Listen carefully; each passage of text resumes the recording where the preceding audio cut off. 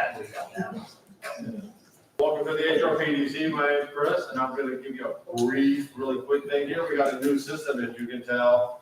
It's really nice and it's very bright on the wall, so we're super excited about this. On the panels, you have two buttons. The right button looks like a little person speaking. You hit it, you're live. So this will make the microphones. So if you want to use it that way, hit the button, goes off, and you're out. Very simple. That's it. All right, thank you, Chris. All right, we'll jump right into introductions. Anybody have anyone here with them that they'd like to introduce? So I'll go first. I'd like to reintroduce Tracy. Tracy is now going to be the city traffic engineer for Chesapeake. It's actually a return from departing within the city for a year and a half or so. So we're very excited to have her back. So thank you, Tracy. Karen. Hi. My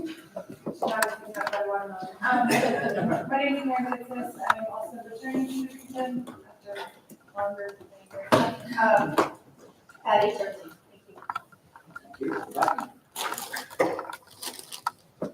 All right, anyone else have any introductions? Go for it.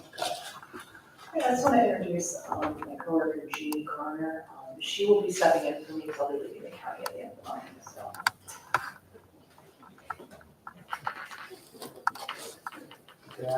Good morning, everyone. I'd like to introduce to everyone the new director for the city of Suffolk, Mr. Greg Pinkey.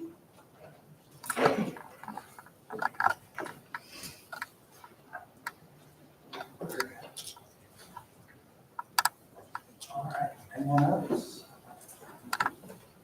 All right, we'll move on to the next, the approval of the agenda. We actually need to modify it to remove item number 10. John Haley isn't here with us today, so we'll remove that item. And the call to remove item number 10. So moved. Thank you, Brian. Second? Thank you. With that modification, all in favor of the agenda? Any opposed? All right, thank you. Do we have any submitted public comments? Any folks over in the public session that want to comment? We have 3 minutes. All right, we'll keep on moving then. We'll go on our state and federal agencies and military liaisons. Good morning, everyone. I just have a couple of announcements. Just a reminder, the TTAC and revenue sharing applications need to be submitted by September the 15th at 5 p.m. That will be your full application. And then lastly, we are preparing for the State of Good Repair locally owned bridge application cycle. You should be receiving information towards the end of this week. The portal, we will not be accepting applications through the SMART portal. We are reverting back to what we did a couple of years ago, where you would submit your application to your district liaison. So we'll be sending more information out about that, but we will start that application cycle now, and that will end on December the 5th at 5 p.m. So more details to come. Thank you. See more from DRPT. No, I'm already over here. Sorry. Okay. So good morning. I have a few updates. Just ahead of Smart Scale Round 7, we have been sending out emails to our MPOs as well as transit partners that for any transit or rail primary project, we are now requiring that you meet with DOPT to be able to review what your projects and applications will be for Round 7.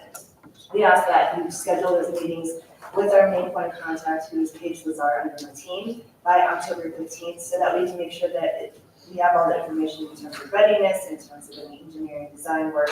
So if you have any ideas about transit projects, and again, it's transit primary, please reach out to us at DOPT and we'd be glad to help you with that. Besides that, we're getting to September. We are coming back with our Tri Transit Week. So this is a sort of a marketing campaign that we do that we're trying to encourage a lot of our users to use our Connecting VA app. And between September 15th and 19th, you can automatically be entered for a chance to win some free transit rides.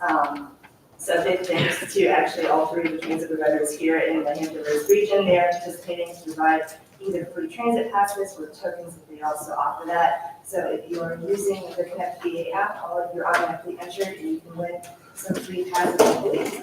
Some of them are all the way up to a whole year. So encourage you to be able to participate in that week when it comes through. The last item is that for our rail division, they are starting work on the Commonwealth Corridor Study.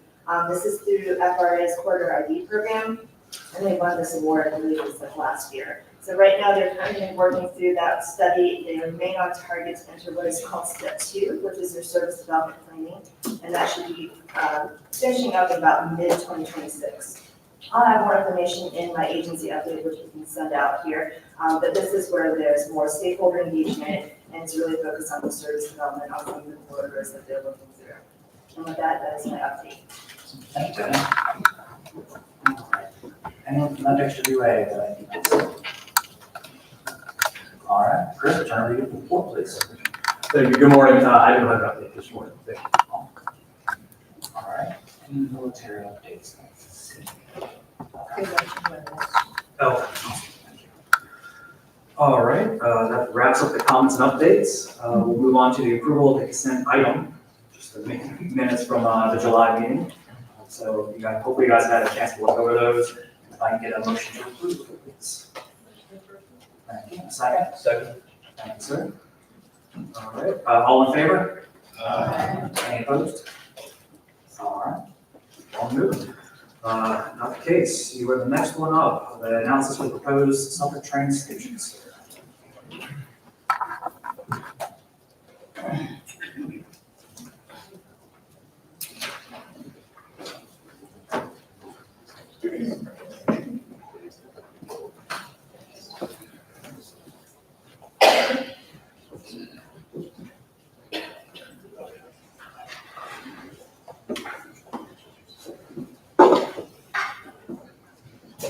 Good morning. I'll talk to you about what I think is an interesting idea to have an understation in Hampton Roads. And so first, what the state has been doing or is doing concerning this is what they're participating in FRA's corridor identification and development process for what we call the Commonwealth Corridor, which is an old corridor that used to run from Norfolk to Roanoke, I believe.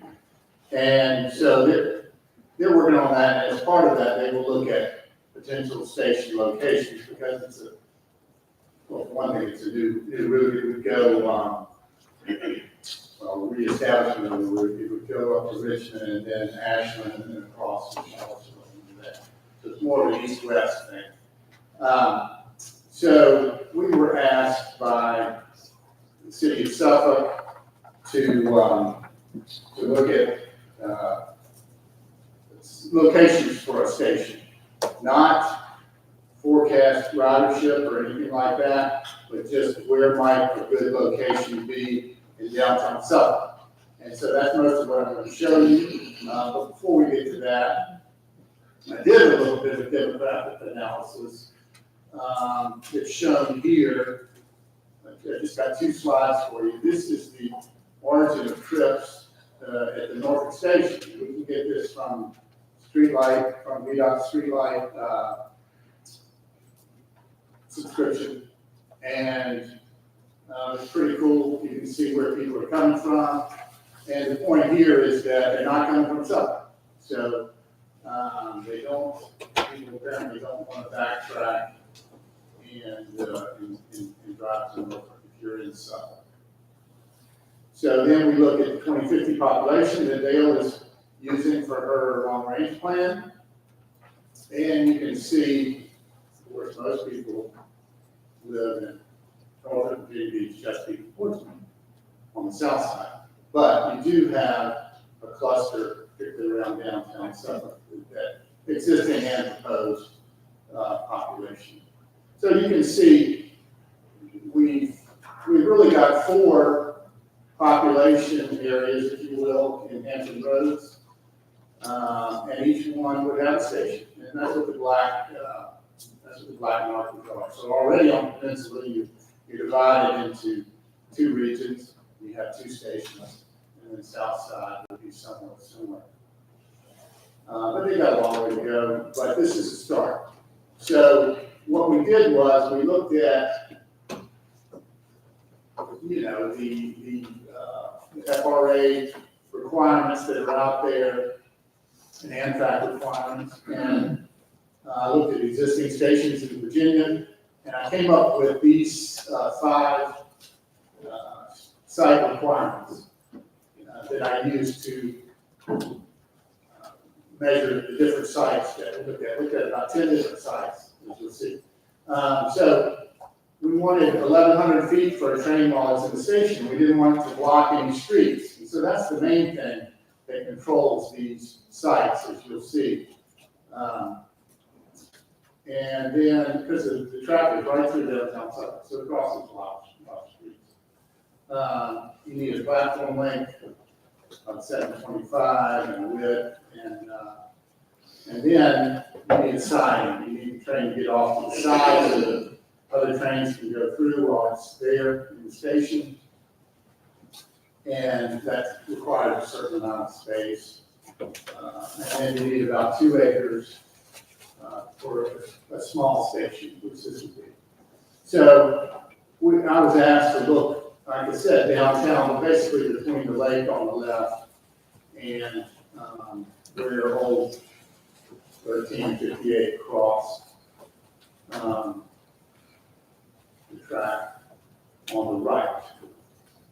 So the first place we looked was what I call Washington Liberty Triangle. And that's that triangle you see in the picture. But the problem is between streets there, you've only got 640 feet between the 2 main streets there. And so, so we rejected that. Then we looked where there's some existing siding. You can see the old tracks with the blue arrow. But you've got a street here and houses. It's not a great place for the station. Then we looked out west toward the lake, and you've got more sidings out there. But you would have to go, you'd have to be in or through the residential neighborhood using that land out there, so we rejected that. Then we looked more in town. There's a, what's called an industrial lead track, which is sort of a spur, if you will, of a couple of different old railroads that went down that way, down south. And interestingly enough, I think when it was, we'll say 100 years ago, there were more Class 1 railroads in Suffolk than any city in America, including Chicago, which is the rail center of America. So there's a lot of old railroads in Suffolk. And so this is one of them. And we looked at where you would just go down there, sort of a dead end. So you either pull in and back out, or you back in and pull out. And so it would work. It meets the requirements, but of course that takes more time when you're backing in and out. So then we looked at a location up on a northern spur, and but it didn't have room for the streets crossing. It crosses Moore Avenue and Finney Avenue, and only gives you 670 feet in there. So that one doesn't work. Then we looked at places where the city or Norfolk Southern owns property. That's all that shown there in pink and beige are all those properties. And so that would be good if we could find something. So we looked at that triangle, the beige triangle in the red circle. And interestingly enough, there was a station there, and the building is still there with the red arrow. You can see that little building was the old, an old station. But again, just like the triangle on the other side that we already looked at, you only have about 800 and some feet between Liberty and Old 13. And so we rejected that. Then, we were sort of excited about this site where the Golden Peanut Company used to be. And it meets a lot of, all the requirements, but the problem is they redeveloped it. People are living there in some of these old buildings. It's pretty cool. They, have right there, you got, pickleball courts, open air pickleball courts inside an old building with walls. It's pretty cool. But that site, we rejected that. And then the city wanted to look across the railroad track from there. And this site works, but there are a lot of people living there.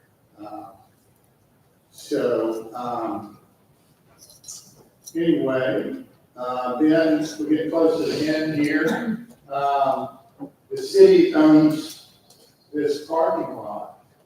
Sorry. City owns this parking lot here. So this is a good location between Main and Commerce. Well, yeah, and the city is willing to close Commerce, so that allows you to use all the track between Main Street and Washington Street. Even if you put the station on the west side of Commerce. Could put it on the east side of Commerce, but there's businesses there, and the city, like I said, owns property on the west side. So that's one of our 3 locations that met the criteria.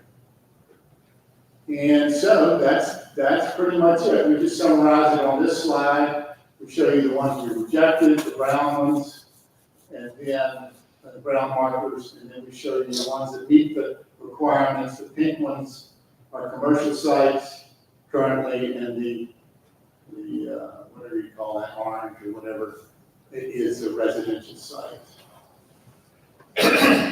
So, the blue line, of course, is the track. Okay, and so that's it. I'm open to questions, and then we'll talk about reviewing the document, because there is a written report. So, are there any questions about this?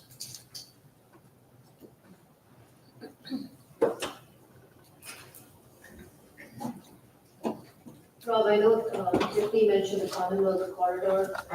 This is also going to be evaluating the part of that, correct? Or will be looked at at least? Yes, Maybe it's a Tiffany question. the state tour is working on it now. So, I think it's gonna really gear up middle of next year, that process. So, okay, well, there is a report, and it's accessible via the agenda online, and you'll have a little more than 2 weeks to provide comments. It'll be Friday, 2 weeks from now. What did we say, the 19th? Friday the 19th. Okay, thank you. Thank you, Rob, appreciate that. All right, next up, Mr. Nichols will be presenting on the annual roadway performance report.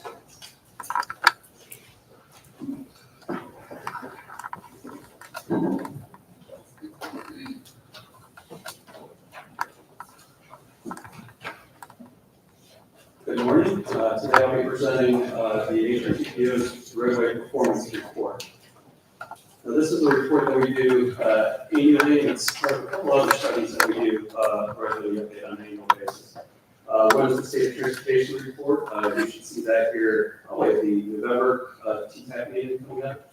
And also the System Performance Report, where we update regional performance measures. This is another one we do on an annual basis. Now, this year's version of the roadway performance report includes a few different things. One is the regional roadway travel levels, when we look at continuous count stations and see how travel is changing in our region. We also have the congestion map showing 2024 peak period congestion levels. We look at it as a region, we do a congestion summary based on the data analysis that we do as part of this. We also look at selected corridors throughout the region. So those 4 bullets is what I'll go over throughout my presentation today. I do want to mention also, included in the report is also information on each of the segments in our region.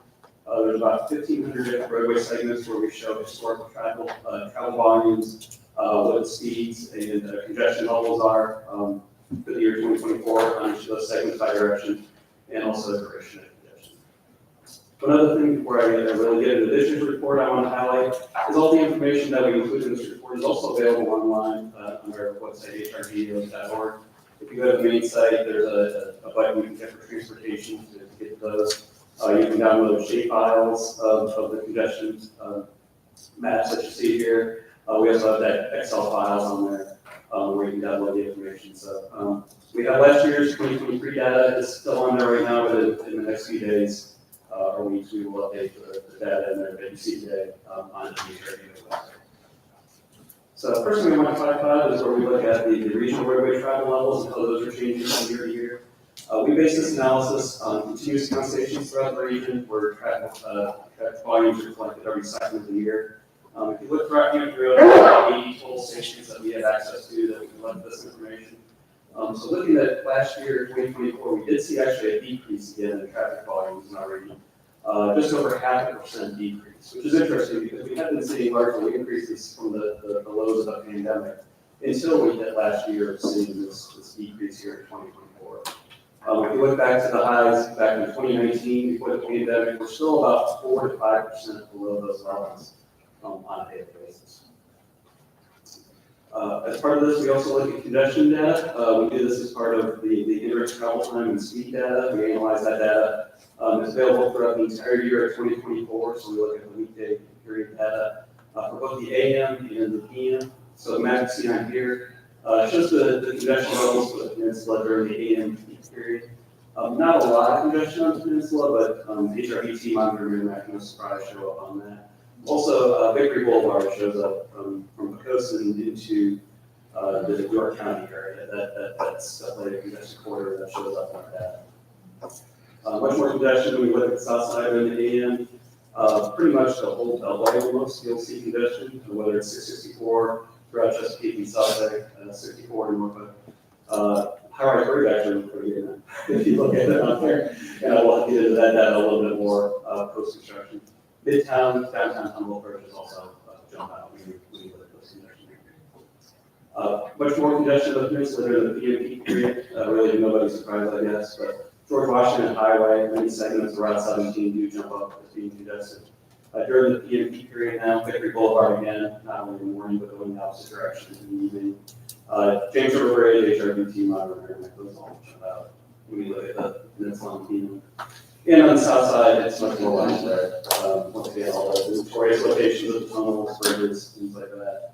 But also, when we look at like Route 1350, 460 going into Suffolk now, with the work zones you see around the SIPs interchanges being built there, we are seeing that getting congested now there in the peak period. And all this information is available in the report, and you can download it from the slides. Look at it in a little more detail this afternoon.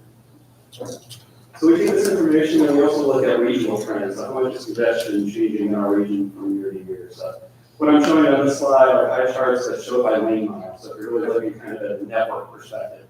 And I chose 2019, so the last year prior to the pandemic, and then last year, or 2 years ago, 2023 and 2024. So if you look at the AM peak period, we are seeing congestion when you look at a network perspective about returning to the 2019 levels, so about 6%. The lane miles in our region being congested during the AM peak period. During the PM peak period, it's not quite the levels we saw prior to the pandemic, so it's about 11% of the lane miles that we analyzed are congested during the PM peak period compared to 15% prior to the pandemic. So it is increasing year to year, but it's still not quite the level we saw prior to the pandemic. One other way we do it is by vehicle miles of travel. So we consider this to be more the perspective of what a traveler sees, rather than a network view is what every driver, what every passenger sees when they drive around the region. And that shows more congestion when you look at it that way. When you look at the AMP period, we have about 14% of our lane miles that are severely congested, your travel that is severely congested during the AMP period, and that has exceeded the levels prior to the pandemic in 2019. PMP period, not quite the same, there is more congestion. We would look at travel in the PMP period at 17%, but that has not quite returned to the pre-pandemic levels. One other thing we did as part of the study is we look at a number of corridors throughout the region and look at historical travel times to see how they increase or decrease from year to year. So there's 10 corridors we look at on an annual basis, so they're kind of the ones we expect to get when we look around the region, a lot of the notorious locations. So I'll just give a couple examples today for the sake of time, but HRBT, I would say nobody's surprised who's driven it here in the last year or two. Travel times continue to increase as the work zone is in place. If you're traveling eastbound from the peninsula to the south side, you can expect it to take an average about 26 minutes in the morning and almost half an hour in the evening. Free-flow travel time would be about 7 minutes, so you can see how much that's how much congestion that is, but it's also still increasing year after year after year. Traveling westbound from the south side to the peninsula, same story, we're seeing increased travel times. It's about 19 minutes on average during the morning and then over half an hour, 31 minutes during the afternoon. And once again, this is an average. This is a weekday average, so this is not worst case scenario, this is not weekend, anything like that. So if you're driving in July, Saturday, westbound to the HRT, it's much worse than what you see here. We want to look at monitor Merrimack too to see how much the effects of the HRBT, how much the effects of the HRBT are spilling over the monitor Merrimack. And interesting, it seems like it's spilling over a lot when you go northbound from the south side to the peninsula. We saw big increases in 2024 going from the south side to the peninsula in the morning, especially. You can see big increases in the afternoon, up to an average of about 11, 12 minutes in 2024. Going southbound though, however, we haven't seen much change, which I found interesting. But about 12 minutes in the morning southbound and about 22 in the afternoon. But you can see that really has not changed much from year to year, in spite of what's going on at the HRBT. Last one I wanted to show you, I want to end with a little bit of news, I guess, HRBT, or sorry, high-rise. You can see the big decreases in travel time we saw throughout this corridor. So travel time in some cases dropped by about half. We're down to about 12, 13 minutes in the morning, coming from Suffolk, going eastbound, directionally eastbound to Fort Liberty Beach. Big decrease from 21, 22 minutes that we saw last year for that. And also decreases in PM down to about 10, 11 minutes. Going the opposite direction from the Virginia Beach area over towards Suffolk, in the morning, you did see decreases, not as big, the congestion wasn't quite as heavy in that direction. But you can see that takes about 10, 11 minutes in the morning, and then 13 or 14 minutes in the afternoon. Big benefits, and once again, that's in spite of what's going on with the 64 change in the back that you see there, which hopefully some of the projects that are going on there now will decrease travel times to that. So all the information I shared with you today is included in the annual board report. It was included in your agenda package today to that report, and you can also, you can get a slide and put the link there to the draft report. It'll be open for review until September 19th, so 2 weeks from Friday, and then we'll come back here to this group at the next meeting in October and ask for a recommendation or approval of the final. With that, I'll take any questions you might have on the board report.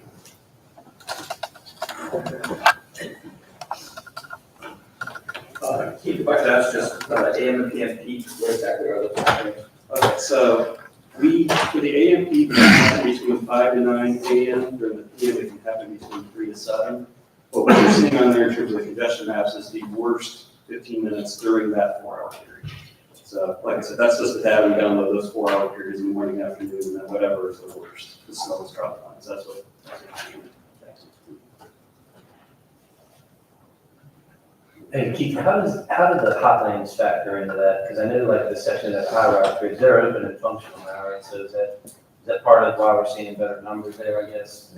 Yes, that's part of what I see. In the information we see, excluding the reversible section, anything you see that is a concurrent, I guess we'll call it express lane, that is showing up in the regular vehicle there. I know the reverse lanes it's separate, they reflect those separately.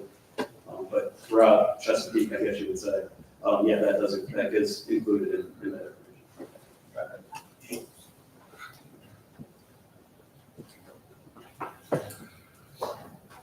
Any other questions? All right, thank you, appreciate it. All right, next moving on to agenda item number 9, we have Ms. Anita Lahiri from VDOT.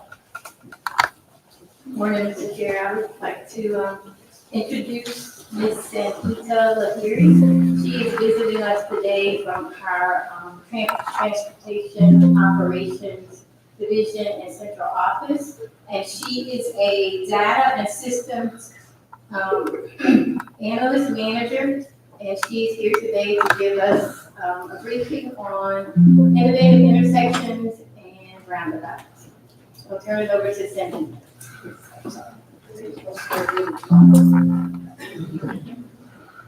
Good morning. Do I turn on the presentation? Oh, cool. Thank you for inviting me today to speak about innovative intersections. So this is a favorite topic of mine, mainly because there's so much possibility with this. So the way I did this presentation was,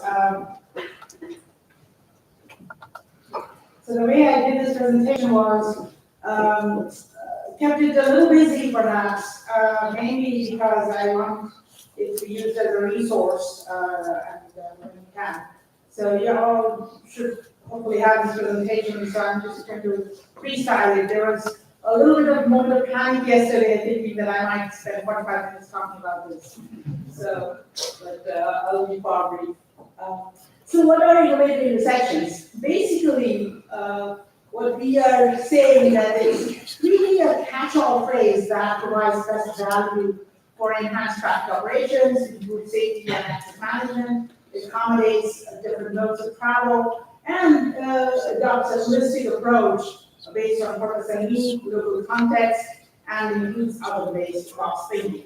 So I just want to think, for all of us to think a little bit beyond, quote unquote, what has been called as innovative intersection design types. You want to think a little bit broader based on context. So the potentials are enormous. It strikes a balance between accessibility and mobility, your economic development versus interstate travel, local land use and corridor significance, the accommodations of nearby and faithful. The potentials are a lot. There are many types of design types. You all probably are familiar with a lot of these. The idea of these types, it may look not conventional, but the idea is that it helps reduce number of conflicts and intersections. It can help reduce or simplify phases that symbolize intersections, reduce delays, improve safety, increase capacity, and there are opportunities for uncivilized intersections where you don't have to commit to maintaining, all your assets for learning. So, like civilized assets for learning. So there are a lot of possibilities, and these improvements, the potentials, actually have been proven over time. It's not like based on requirements, not just in Virginia, but across the nation. There are a lot of best practice about it. There is really no one-size-fits-all solution. That's the most important takeaway about innovative intersection, that it is based on context. It is often useful to look at some preliminary screening alternatives, just so you are not, kind of starting from nowhere, just have a place to start. So it's at a screening level, it's always useful to do those screening. And then look at the various policies and guidance that are there that is applicable to the project at hand. The cost and budget. It is always useful to do robust analysis and visualization. Visualization mainly to talk to the public about this. And because at the end of the day, we are all beholden obviously to our public. And then at the end of the day, you have to make, or all of us have to make informed decisions based on the local and corridor context. What is it that we're trying to solve? roundabout. So what we did was, because roundabout, we put roundabout under our innovative intersection umbrella. It's roundabout, frankly, is not so quote unquote innovative anymore, but it's useful to have it under the same umbrella. Personally, I love it because it improves safety, it increases efficiency, it allows for safer speeds, it allows for better access. There is long-term cost effectiveness. Sometimes roundabouts earn a bad name because it seems like it's very expensive. There are ways to do it because they're expensive. Also, in the long term, or the MNO for the signals are not there. And it sometimes even allows for better aesthetics, like a gateway to a city or things like that. These are safety factors that actually is based on deployment in Virginia. So CMF or crash quantification factor is like a multiplicative factor based on past statistics, and it is used to compute what is expected when a roundabout is deployed in a particular intersection. What it shows for Virginia that it has already been able to reduce 50% of the crashes. So I would say for a particular intersection, and again, not every intersection can have a roundabout. So I kind of want to dispel the myth that just because, for example, an intersection has a lot of crashes, roundabout is the solution for it. Not always. But if a roundabout is a solution, then the improvements in safety is quite significant. Kind of wanted to give you an example of a couple of typical innovative intersection types which have been recently deployed. So this is an example of a restricted crossing U-turn. I've been chastised for calling it restricted because it doesn't sound popular, but that's the name that FHWA came up with. You might come up with better names. If you have better names, tell me. But the idea here is that the side streets, they cannot make a left turn. That's the restriction basically. So if there are left turn volumes that you need to go make a left turn, then these volumes, what they would have to do is make a right turn, and then at a closer U-turn location, they make the U-turn, and then they go their way. There are ways to calculate. There are formulas actually, high-passing anomaly formulas that are that can calculate this extra travel time that takes. You take a right turn, then make a U-turn, and then go back to your original path. And actually, it has been proven, both theoretically and in real world, that at times, because of the green time that's, for example, allowed on the main line, the delay that is experienced by the side street actually is far less if they have to do a little bit of this rerouting. So that is our archive concept. It's not very popular in the public, if you haven't heard. But actually it does solve a lot of problems. So, here is, from a safety point of view, so what conflict points are is basically there's a potential for crash. Every time there is a conflict point between different movements, conflicting movements, there's a potential for crash. So the conventional intersection, for example, has 22 potentials for crash. The RCUT will have 18 conflict points, which is, as you know, 44% reduction in crash potential. So that's immense.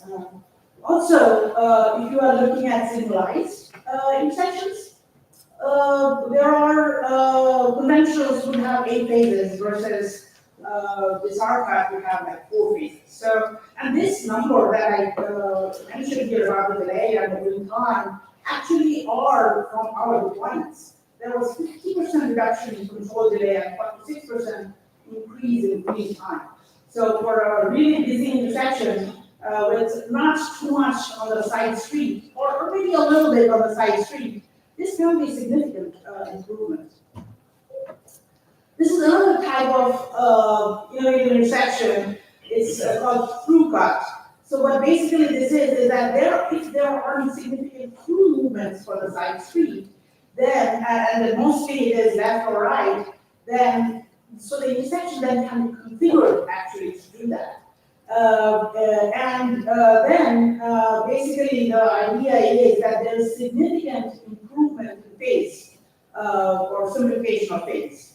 Also the common points, 32 versus 20 in the through cuts, and then there's 38% reduction in the crash potential.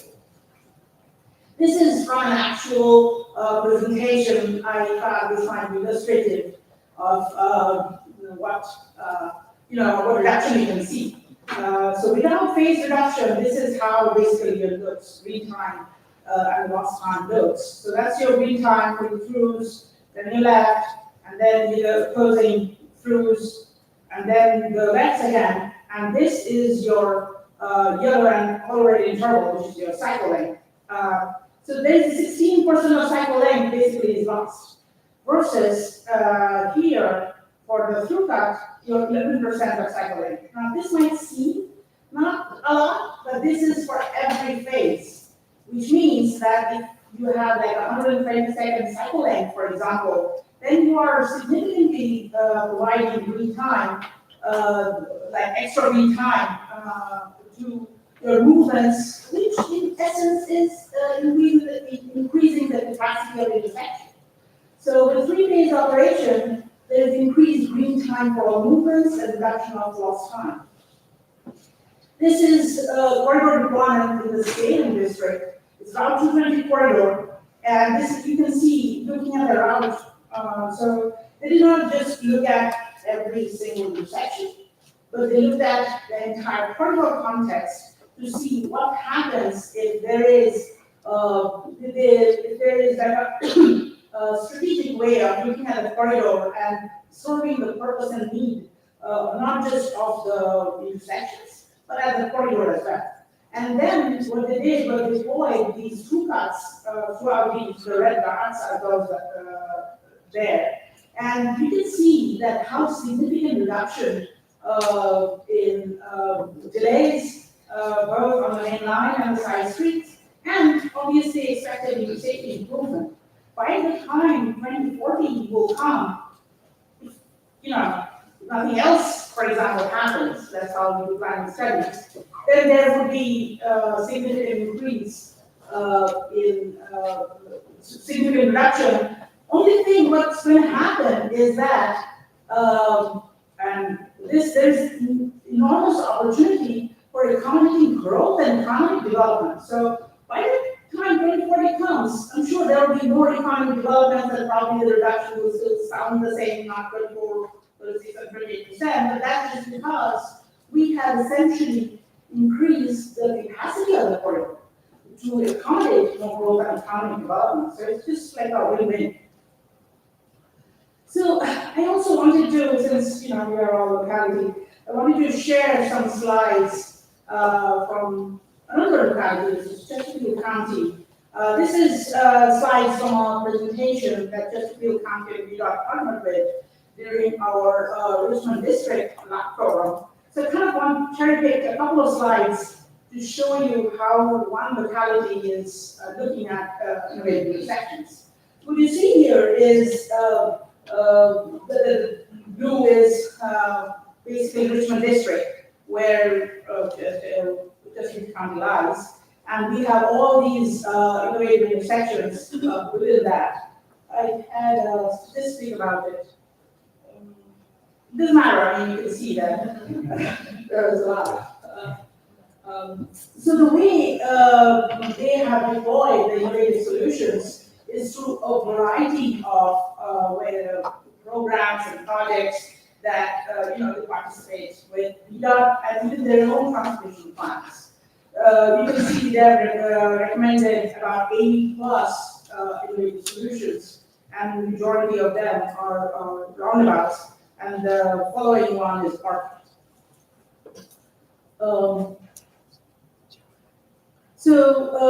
They also, it's not just they have looked at one, intersection by intersection and recommended things, or even corridor that recommended things.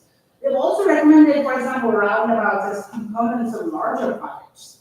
So if there's a larger project, then if something solves at a particular intersection for roundabout, we solve it, then that's right. So they have done different types of roundabouts as well.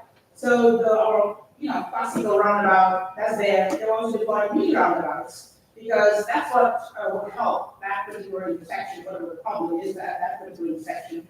They've also deployed the modular roundabouts, which are quick, inexpensive. At least lets them try out a roundabout if they're not quite sure roundabout is actually a solution for that.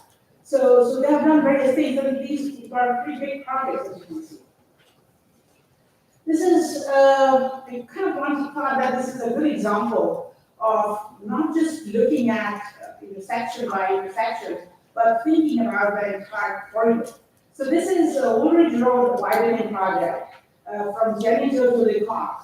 And you can see that they tried various combinations of options at different intersections and tried to see what works best for the entire corridor, and then they settled with this one that's highlighted in green. And they looked at other public concerns as well, just not what, sometimes traffic engineers think, that, oh, we got it, only the public has to accept it. So, but they actually looked at public concerns and wanted to make sure that those concerns were also addressed. So that's how they came up with that option 4, as you can see. This is how the corridor is supposed to look like. So as you can see, it's not one fit solution. It is trying to solve problems at every intersection by the nature of the problem at that intersection, and then taking the entire corridor and seeing whether they are solving the problems of the corridor as well or not. Just to make my point, at the very left, you see that's Jennings-O. It has a conventional intersection actually. So it's not like just because we are talking about innovative intersections, conventional intersection completely throw it out. Here it applies. That's why they did it. And then on the right, you see roundabout and some other types of intersections in between. This is Jesse Walker, who's a director of transportation in Chester County. It's hard takeaway. It's a leverage your roundabout experience, set the tone with the first project, plan for extended timelines, public engagement is crucial. There's a need for collaborative advocacy, whoever your stakeholders are. And one thing is very important, and you kind of stress upon it, the solution discovery is iterative. Sometimes you have to go back to the drawing board and see if there's a better way to do this. So that's, and then plan for scalability, it just saves time. And, cost and money.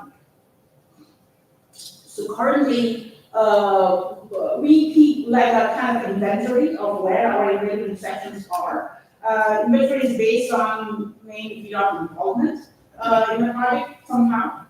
So if you kind of know of a project that's perhaps in your backyard and is not showing up here, then let us know, we'll put it there, but it's possible that it's not there. But even then, we have quite a bit of deployment of this the various, kind of out-of-the-box thinking, design types throughout the state, and 250 plus roundabouts, that's big. So knowing that, these type of solutions are obviously a good idea, so we kind of took a comprehensive approach towards it. We provided guidance, we stood it up with policy, made analysis tools available, and then we also have a lot of outreach materials for anyone. It's publicly available for anyone to access and use it for the purpose that you want. How are we doing on time?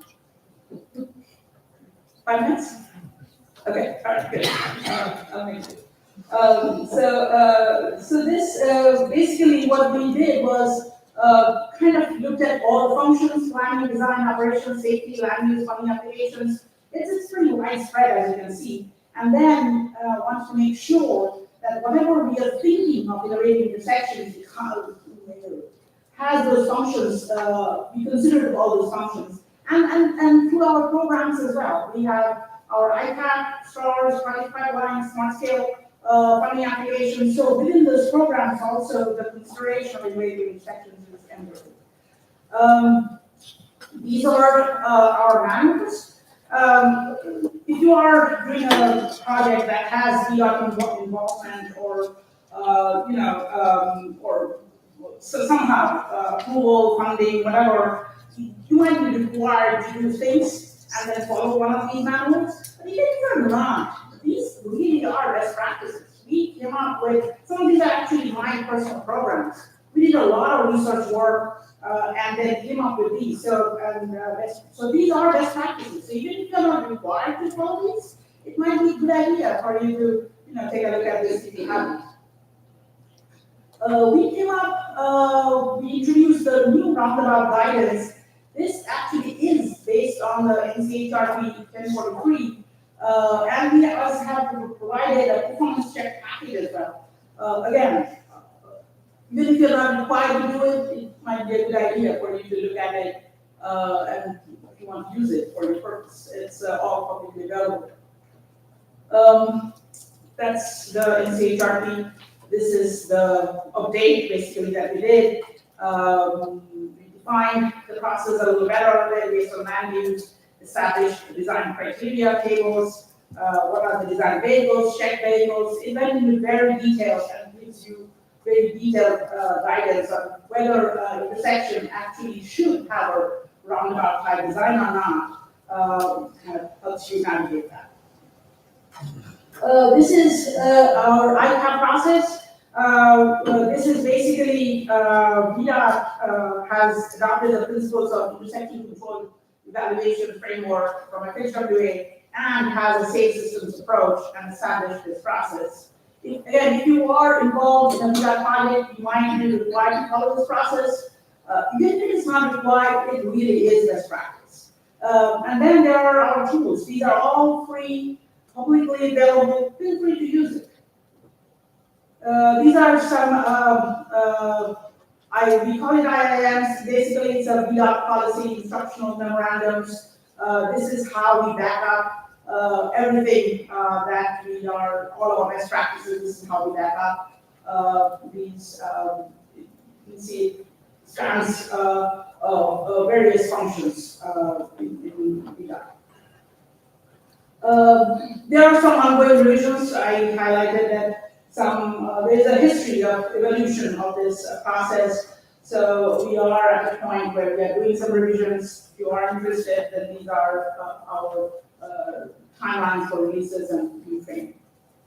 We have made a lot of resources available. This is again a free website. It's kind of a one-stop shop website. You can go click on various things. Even that map I showed actually is on here, and you can click on it and look up the intersections. There are brochures and videos. So if you want to download a brochure or look up a video or share it with someone, one of my colleagues actually is presenting at a school, and he wanted the kids to know more about roundabouts. So he downloaded a roundabout video and presenting it to, teenagers who are just about to go drive on these. So yeah, you can use it for anything. This is, because we are doing this in sections and taking a comprehensive approach towards it, we kind of have like a customer engagement goal about these intersections. It's, we should be at the table for customer engagement. It's throughout our district operation, residencies, central office. We have kind of worn the mantle of educating the customers through our outreach. We should understand and know who and what is at risk. We should articulate incentives. And these incentives, it's not just this broad incentive that, oh, we'll make things better by doing these one of these intersections. But what actually is the incentive for that particular locality or that particular public who lives in those, besides those streets? And then we ensure that the district, VDOT district has the right message to coordinate with the factories. There are a lot of resource materials after this, so I'm hoping that those will be taken further distributed, but Yeah, that was my question, if this is gonna be made available to us. The slide presentation. Yeah, this is the- I have a quick question, I think. Right. One, I have, Uh, sorry, I'm just reading. I'm sorry. In Gloucester County, we've had a lot of studies done, and our cuts are being heavily promoted.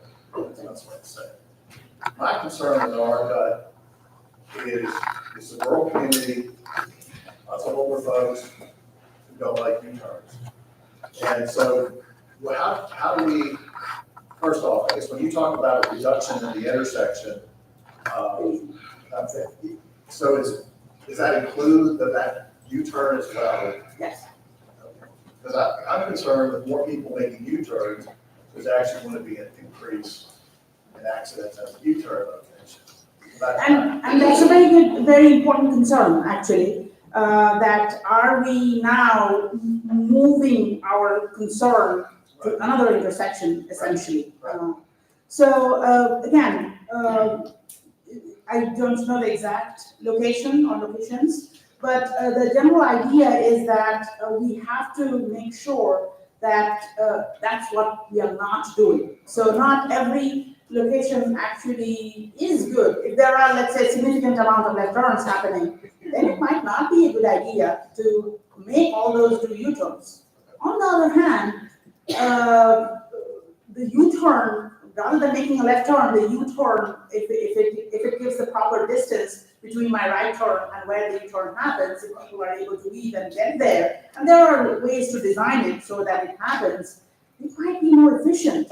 And we have also seen, because people get impatient waiting at the side street, trying to make a left turn, they will jump the red.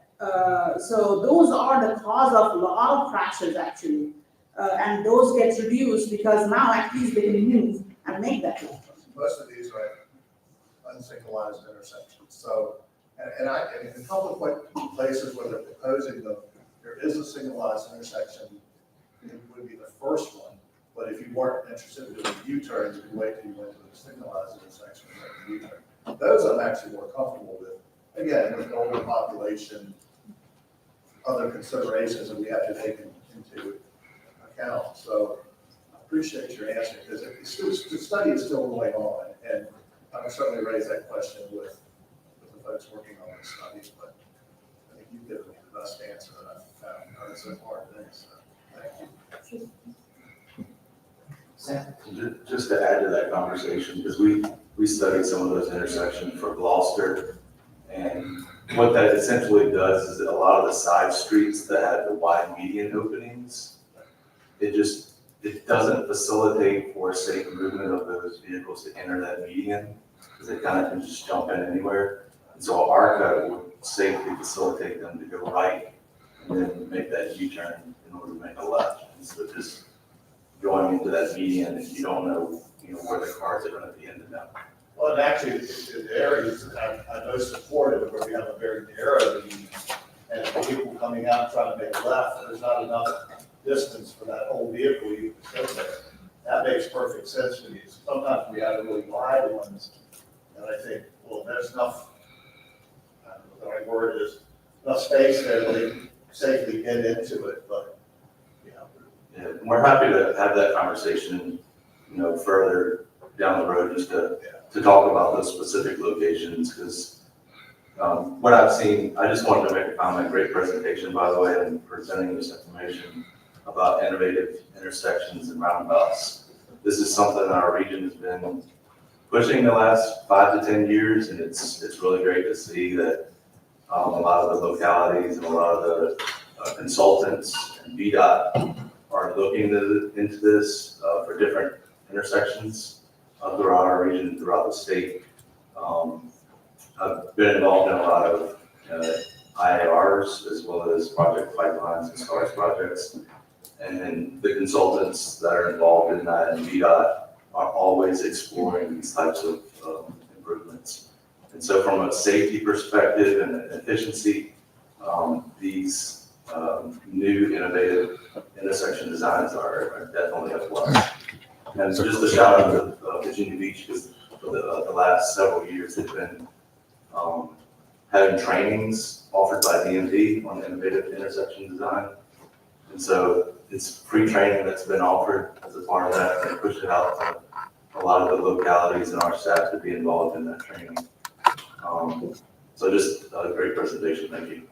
Appreciate that. I kind of wanted to add an example, as we were having this conversation, I remember, in one of our rural areas, we did put an archive. There was a lot of opposition because of a little bit, it's unusual to, rather than directly making a left, to do this little unusual movement.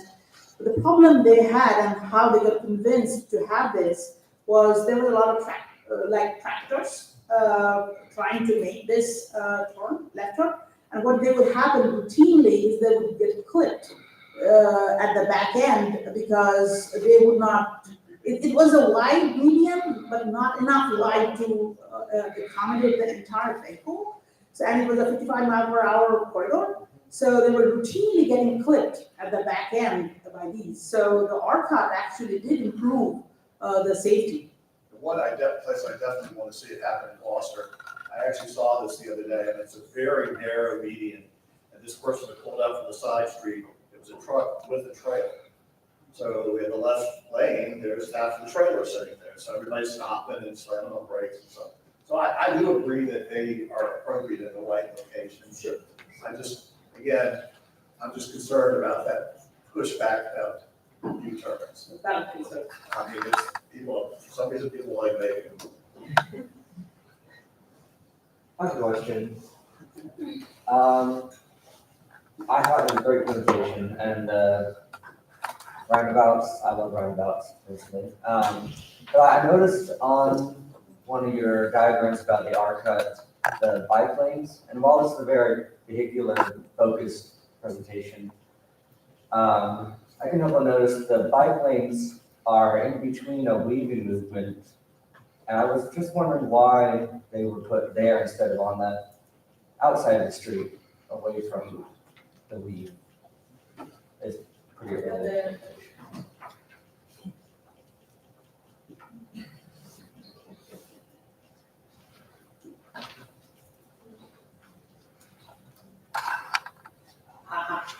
Okay, okay, first, I'll admit to you, this probably is, this is like a, as you can see, it's almost like an artist's rendering kind of intersection. Again, if there's a better way to accommodate the pet bikes, absolutely, it should be explored. It depends on the context, how much space is available to accommodate, how much pet bikes population actually is there at the intersection. That's also quite important actually for the local context. So again, this is like artist rendering of what a typical R-cut is, but if there's a better way to do it, definitely it should be explored. Especially if there's a pet bike accommodation. One more question. So see when you have that R cut, see how when the U-turn, you have it out? So I forget what they call it that now, but. Yeah, I would say the colloquial term, which is looming. Looming, yeah. Yes. I think it's a little looming. Is that anywhere around here that somebody could take a look at? Where you make out a R-cut, and because of the concern of whether a tractor trailer can make the U-turn, we've actually added, see how it's a little bubbles out on either end? I just was wondering, I've never seen that before, and that is one of the recommendations, and I just think it's very strange. I'd like to take an actual look at it and see how it works. Here, Rob. So we have one in Virginia Beach on Indian River Road, near Kempsville. It's not for an R cut per se.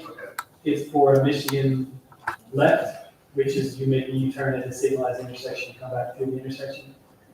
So, but we did add moons in both directions on Indian River Road, both, I guess it's east and west of Kempsville Road. Okay. I guess I'm gonna have to sell this to a very rural community, which I love, but, sometimes having photos and things of things in place, that's very good. And I would encourage if you have like maybe a drone available that you can fly, some of these intersections are operational. So if you want to take a drone video of a, intersection and kind of use it for public education purposes, that would be great. Frankly, I've been asking that, but obviously you got the. Yeah, and I just want to add, Brian, that you can go see it on your way home. One exit down, 1 mile off the highway. What he's talking about. Okay. Yeah. Thank you. Got time for one more question, Jamie. Let you. I was actually gonna make a comment, because we get a lot of pushback when this stuff comes out too, and I think sometimes it's a little bit how we frame it, because at the end of the day, an archive is just a write in, write out.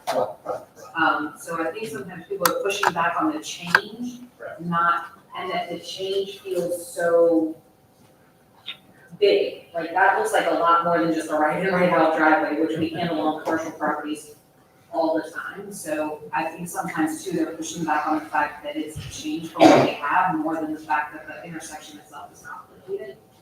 I totally agree. Because if you just call it, we're gonna change this from a signalized intersection to a right in, right out, then people would not be happy, but they wouldn't be freaking out about making U-turns because they actually do it all the time. But we call it this like whole big thing, and then they're like, oh, we can't. And I understand, because our locality, roundabouts are innovative still. So.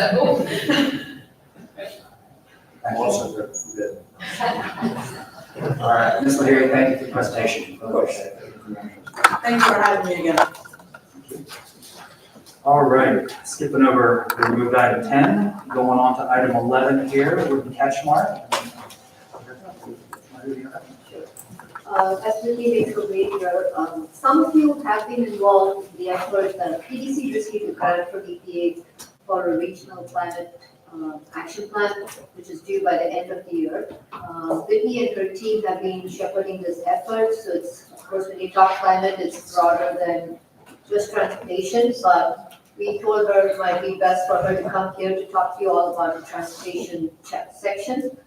The ask today, while Whitney walks through, is in your agenda, there is some information on the draft plan, which is going to the PDC in October, right, for approval. It needs to be submitted to the EPA by December. A lot of the measures and actions they've suggested, when we say climate, GHG, I think people gloss over, but at the end of the day, it's all about livable communities, bike and ped, better transit connections, land use connections. So what we want from you today is, after Whitney wraps up, please take a look. If you see some fatal flaws, like, hey, this completely cannot work in our region, we would like to know. Because we do not want to take something to our commission if your locality is completely not on board. So that's the high level ask. I'll turn it over to Whitney to walk through this. Thanks. All right, so there we go. So this is the schedule, just to give you some background. We've already covered a lot of it, but like I said, the grant we started in June of 2023. Kind of had to rush through the first couple of steps, and here we are trying to make this final report as useful as possible. And when I say useful, I mean, this is new. We've never done this before, so I don't think anyone thinks immediately Hampton Roads is going to jump in and focus on getting to net zero greenhouse gas reductions by 2050. But we're hoping to have some good recommendations in this report that people will be interested in working on in the next year, just to start moving in that direction where it makes sense, where there's multiple benefits. So we are trying to get input from a lot of people with different expertise.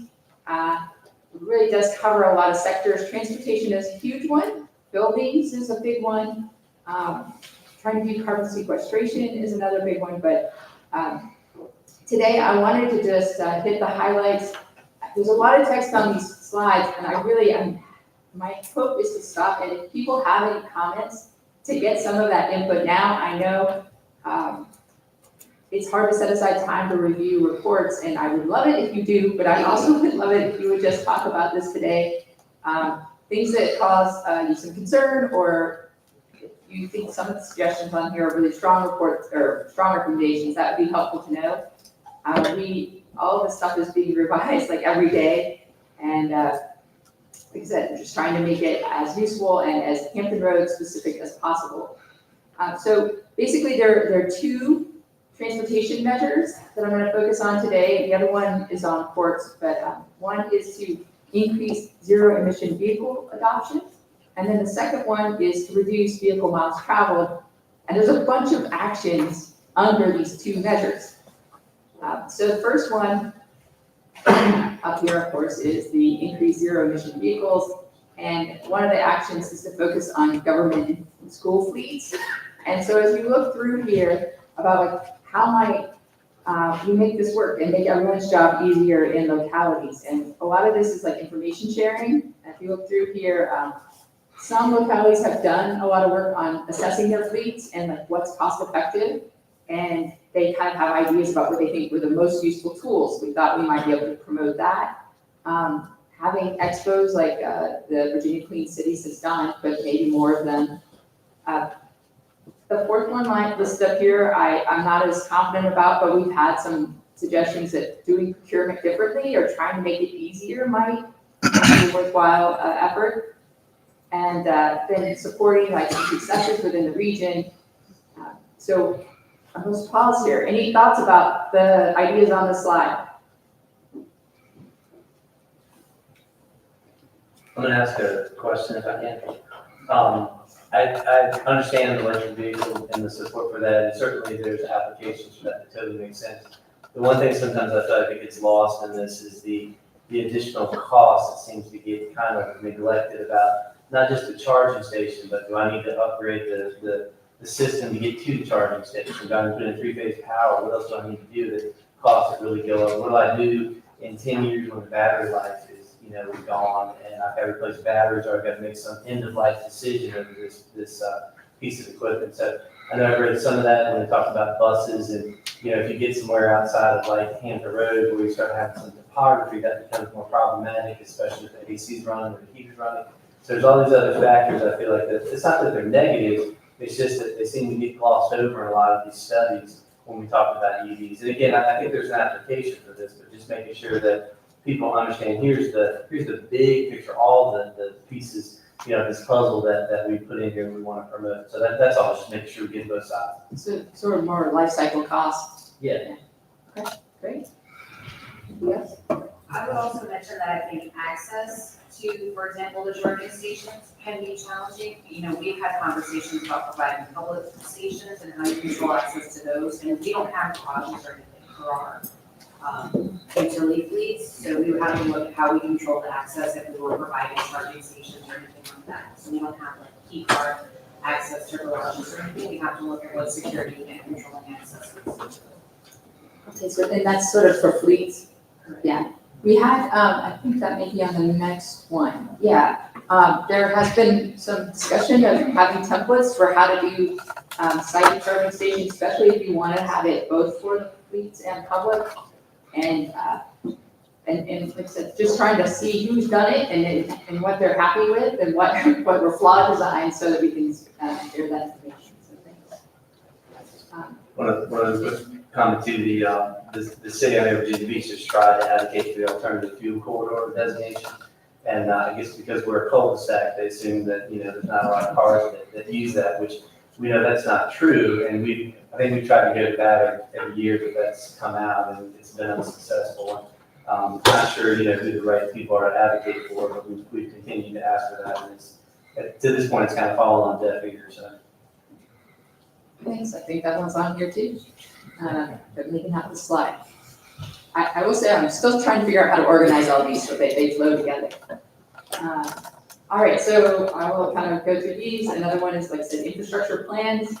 To think about what the high priority areas are to do conversions.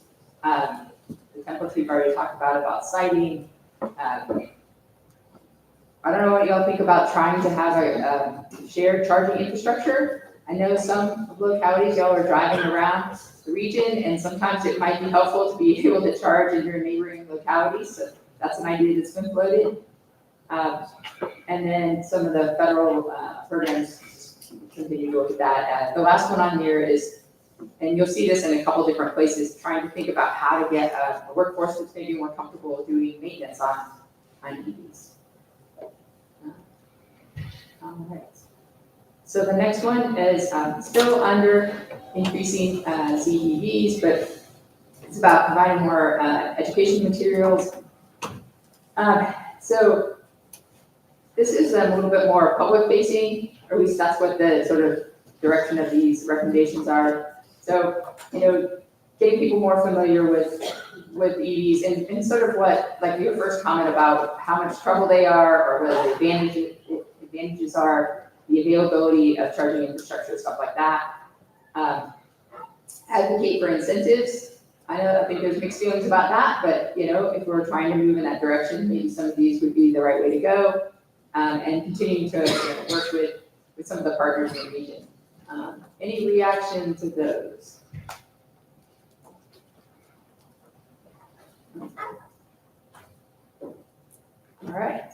The education materials are a little less specific.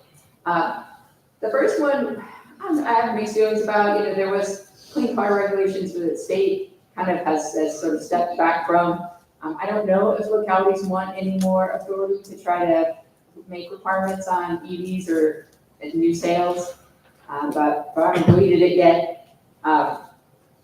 In terms of having working groups to talk about how you get an equitable distribution of charging infrastructure and availability, that was raised a little different take. Case studies, I think it's is always helpful, and that's what we've heard on many fronts, not just on transportation, but buildings, of just trying to see, especially what your neighbors have done that they're happy about, neighboring localities. And then the last one is, again, more training. So any comments on that before I go to the next action? So can we assume there's no issue with any of these? I know there's no comments, but is this fair to take it to the board next month? I think is kind of also a question we'd like to ask. Is there anything in any of these slides so far that you're like, no, that would just not be a good recommendation? Oh. So I'll chime in just a little bit. I mean, I think for us as a transit agency, in terms of vehicle miles traveled, that's a tough one for us because it turns around and kind of limits our usefulness if we're limiting where we're going. And, the way we look at public transit often is the more useful we are, the more people who are using public transit, the more vehicles we're actually taking off the roadway. So public transit is often looked at as saving greenhouse emissions with those limited vehicle miles traveled for the people who are using the service. And I think also on our side, EVs are a tough conversation for us because of the amount of mileage that we do run.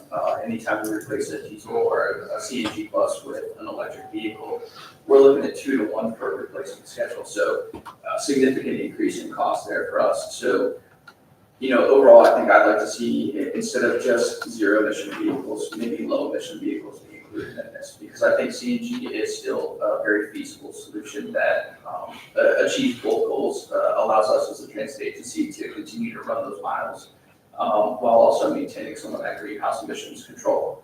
So I think I'd like to see it expanded a little bit more. I know, don't want to speak for our localities, but so far, for us specifically from our board of directors, there has not been a big push in our region for electric vehicles, but certainly with all the historic areas, we have seen some considerations to preservation of those historic structures through low or no emission vehicles. So definitely something that we balance on a regular basis, but I wouldn't mind seeing that get expanded. Thanks. And yeah, that has been kind of lost on some of these recommendations. Like we have had some discussion of like, don't just think EVs the only answer. So. All right, so this is the last set of actions under, increasing ZEBs, and that's about charging infrastructure. We talked about developing regional plan just to have a better sense of, distribution and density that might be most beneficial.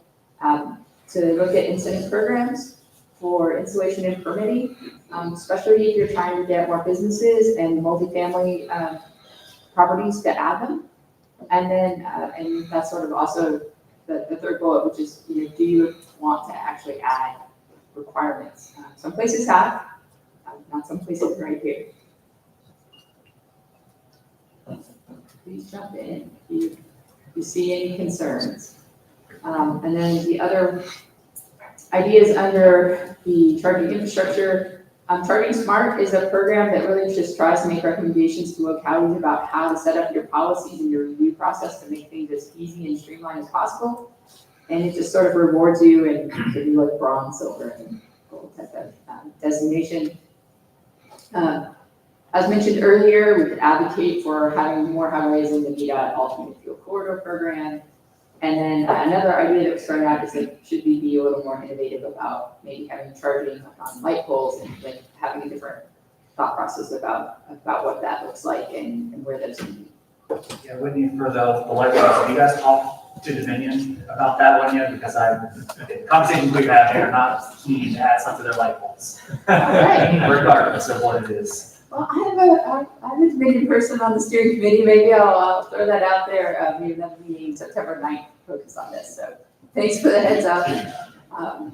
Yeah, I know adding stuff is always tricky to put down that path. Yeah, I think with the way they do their metering and the rate structures, it's just, I think it'll muddy the waters from their perspective. So I mean, it's going to be more of a push on them to see how they can get creative with it.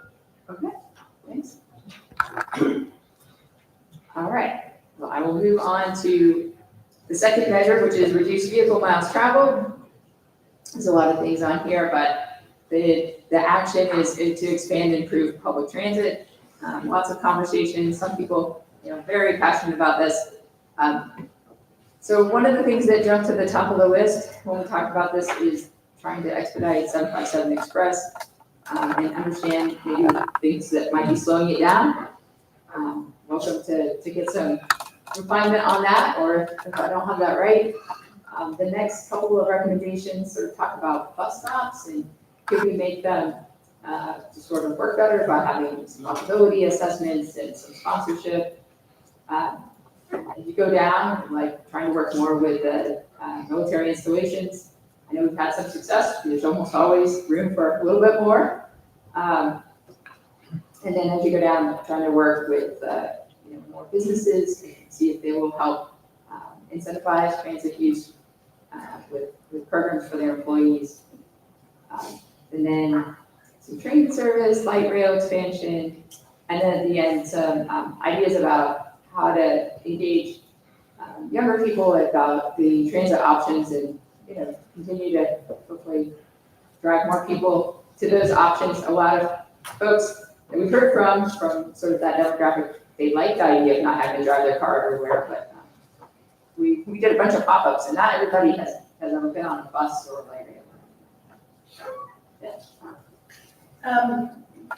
So I appreciate this overall, intended to reduce DMT. I know it's a tough one. I would say all of these are things we're trying to do as we are at. And the first, bus operators is our big challenge to expanding service and an on-demand microtransit and looking at streamlining bus service as part of our current system optimization plan we're working on. I do wonder about the specificity, like number 7. Maybe it could be, my thought there is that in terms of the existing system, expanding the system, and all of the things that historically has entailed, it might be better to think about this in a more, in a broader fashion about transit in general. But maybe those are things we can talk about offline. I totally appreciate the thoughts here and a lot of these that we are already doing. And so how do we highlight the fact that these are we're already trying, looking to do this and do more and have it support. Maybe. And actually, that reminds me, I kind of skimmed over this. I think, having, we jumped in the middle of this really rushed, but as it's sort of played out and the recommendations have developed, I think that this report is mainly going to read, like, these are all the things going on, and these are the opportunities to learn from them, because so many localities have got out in front of other ones on certain fronts, but it's hard to bring everyone together and make the wins as visible as possible. And so that would probably be the main theme is not so much to start a lot of new things, but to try to highlight the successes and make that information easier to access and learn from each other. So maybe that would be to expand. We need to put some verbiage around that, a little bit more, so high level information about highlighting what's happening and looking to continue in that vein. Thank you. And if I could just add, for number 7, and Ray has convinced me, don't say light rail, we say high capacity transit when we're talking about this. Suggestion is high capacity transit. And from big picture and the long range transportation plan, those are things that we're looking at. So I think it's great to say, always looking for ways to expand high capacity transit coverage and frequency. And I think it gets to your point and also keeps promoting that for the regions. I haven't had a chance to talk to you about this yet. I'm glad we're already thinking about this. That's great. I appreciate that. I love the legacy of Brandon, so just really quick on point number 4, I do want to make sure that when we talk about kind of military and public transit, that it really is going to be serving the general public in addition to those who are going on base. So that's always been an issue that I've had to experience both in Northern Virginia as well as mostly in urban crest under their military service. Also under number 5, we talked about employee incentive programs, but I would actually expand it to also talk about what we already have under traffic. So, just kind of carpooling, employing, other options to not just focus on employee incentive programs, but also what we already have that also helps with alleviating servicing occupancy vehicles. So those are the additional items that are added to this. To add on to that a little bit, just kind of focusing on that last mile, kind of with the walkability assessments, we'll cover that a little bit, but also focusing on the micro mobility, maybe scooters, bikes, that kind of thing, e-bikes, to help facilitate that. Thanks. I've been reading about these things, and I appreciate all these comments, y'all. My background is water, and this is a lot of new stuff, and we want to use the right words, and we want to bring people to the fold, not alienate them because we said it poorly. So please keep giving us hints. If I could just add to, I think, looking at number 5 and also just a greater list, not to lose track of the idea of healthcare access and our older generations. That's a real focus for us in one of our northern corridors because we have a lot of retirees moving in and needing access to that healthcare that is not immediately adjacent to our rural area.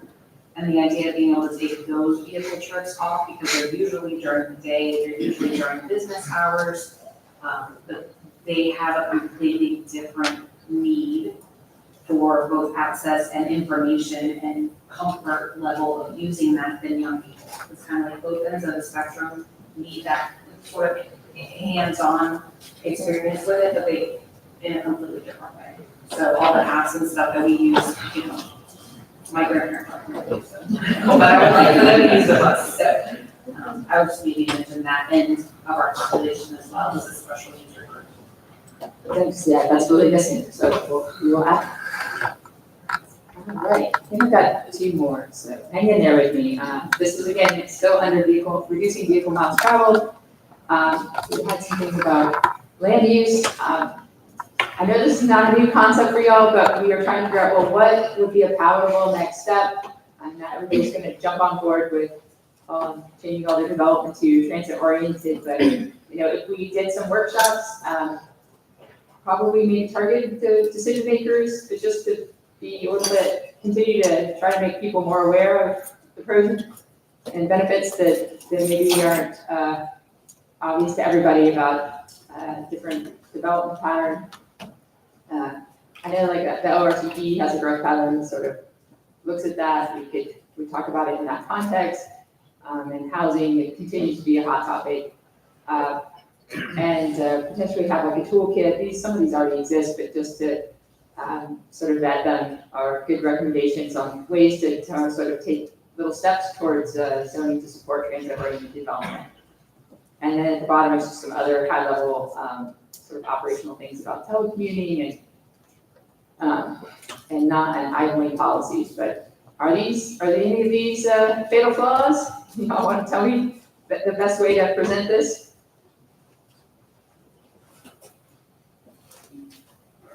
Okay, well, this is the one you don't want to comment.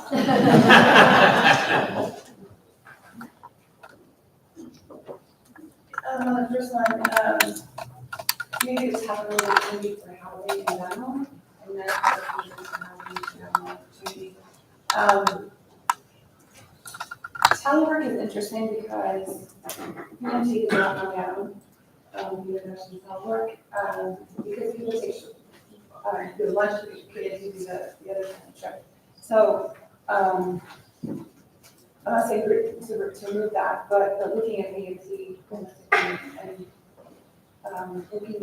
what can be done to enable people to go on a trip that can make transit more feasible.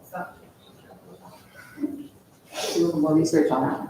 Right? Yeah, and with the teleworking, I'm seeing localities want more staff back because they want to be forward facing with the residents, they don't want to see the empty offices, so I'm not sure how to tailor it, but that's just kind of from the locality perspective, they want some office.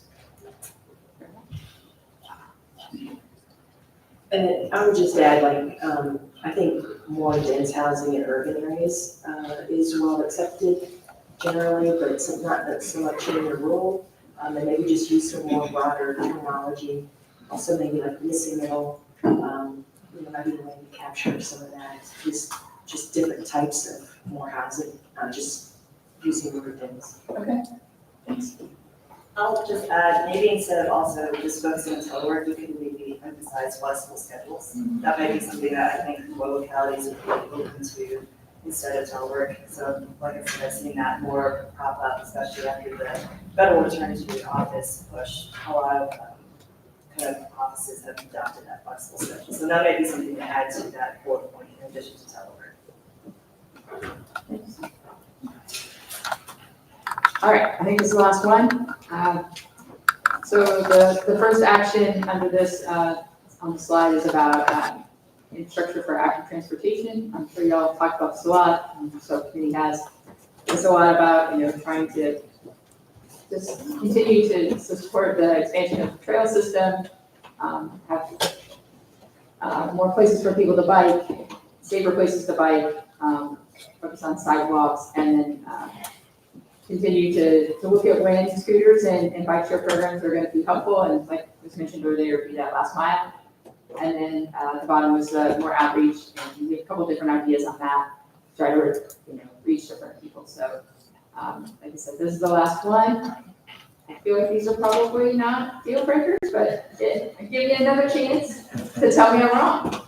I'll just add, I think when it comes to like widening rural roadways, maybe keeping it a little more broad, just because there's options for, off-street or street use paths along rural roadways, and that might just allow, just improving rural roadways, safety for all users, something a little broader. Because we're certainly, there's always going to be pushback when it comes to like right-of-way acquisitions and things like that. So maybe just changing the language a little bit, but still getting the same point across might be a good addition or change. All right, thanks. I don't know where all the sensitivities are. I haven't been in enough transportation conversations today. So. All right, anybody else? Kind of piggybacking on the point of shared use pathways and roadways and things, a fair amount of our regional transit or trail system, is either currently like a rails to trails or with the Virginia Beach Trail it will increase as well. So maybe putting in a little plug for that or like incorporating it in one of your bullet points might be helpful. Is we have, as mentioned previously, a lot of old rail lines that are often just not used. And people see that as a great opportunity for recreation, especially with the promotion of the Virginia Beach Trail and some of the other railroad trail projects that are going on. Thanks. Yeah, we have the specifics about the proposed trail system, but I hadn't been focusing on the rails to trails aspect, so thanks. All right, so actually that survey, it's not the live survey anymore, but if you want to take a survey, if you go to hrpdc.gov/climate, we have a sort of a game that we ask people to sort of vote with like tokens, what their priorities are. If y'all are interested, that would be great feedback. So we're trying to get more of the public to participate in that. But otherwise, I really appreciate the input today. If you open the attachment that was in your packet and want to send me written comments, great. But this has been really helpful, and I appreciate your patience. I know this took a little while, but like I said, we're running out of time, and it's just great to have a bunch of people in one place to talk these things over. So thanks.